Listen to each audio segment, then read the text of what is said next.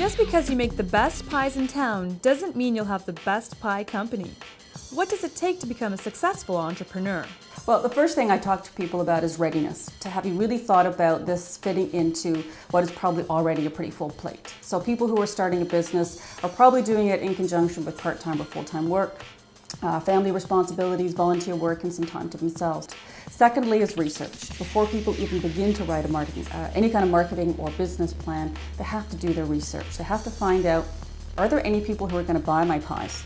Who else is making pies? And how then do I stand out from those who are already doing this so that I have a niche in the market and I have a chance of making this business a viable one? And then thinking about some of the logistics about how will I do this. Certainly if you're a pie maker, you can't make the pies from home. You have to find a commercial kitchen to make it. So then you have to look at the costs. Is it worth my time and my energy to rent a space or to buy a place if I can't make enough pies? So there's a lot of thinking and research and talking to people that have to be done before someone even jumps into the whole business planning process of making the business happen. Obviously, every business is different, and there are many reasons why so many businesses fail. A person who leaves their job to start a similar business takes experience, industry knowledge, and possibly customers with them. A person starting a completely new venture has a lot of additional research that will be needed to do. Check out the liability issues. People often jump into this without thinking that they have to pay insurance, that there could be any kind of liability. So for example, if you have a business where you're working with children, huge liability, and so huge exposure because more things could go wrong. And then also some of the regulatory issues.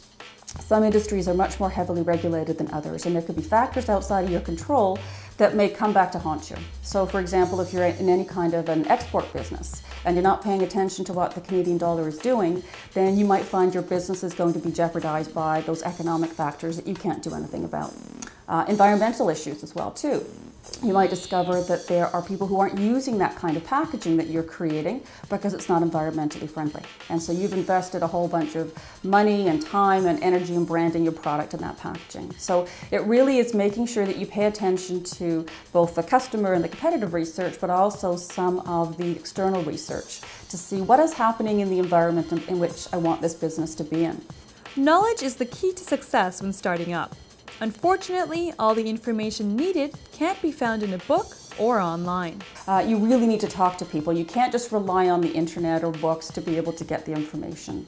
Start with a course. The York Region Small Business Enterprise Centre offers a series of workshops on starting a business. So you can find out, what do I need to even think about in terms of starting a business? And then they offer more detailed workshops on marketing, finance, cash flow, all those kinds of tools that you need to have in place. Talk to other people who have already been in that business. Go and talk to a restaurant owner if you're thinking about a restaurant to find out, what's this like? How is this going to affect me on a day-to-day basis? Another question that many future entrepreneurs ask themselves is, do they have what it takes? The one thing I say to people is you have to love what you do. You have to have absolute passion for this business, because if you don't, then there's no point doing it. Know what you're good at and know where you need help. Not everyone is good at all parts of their business. So you have to focus on the part of your business that is going to be most effective for your business. But if you're excited by the prospect and you've got a good sense of being able to self-discipline and you've got a love for what you do and you believe it's going to work, then certainly it's worth trying. Big Fish Video Productions.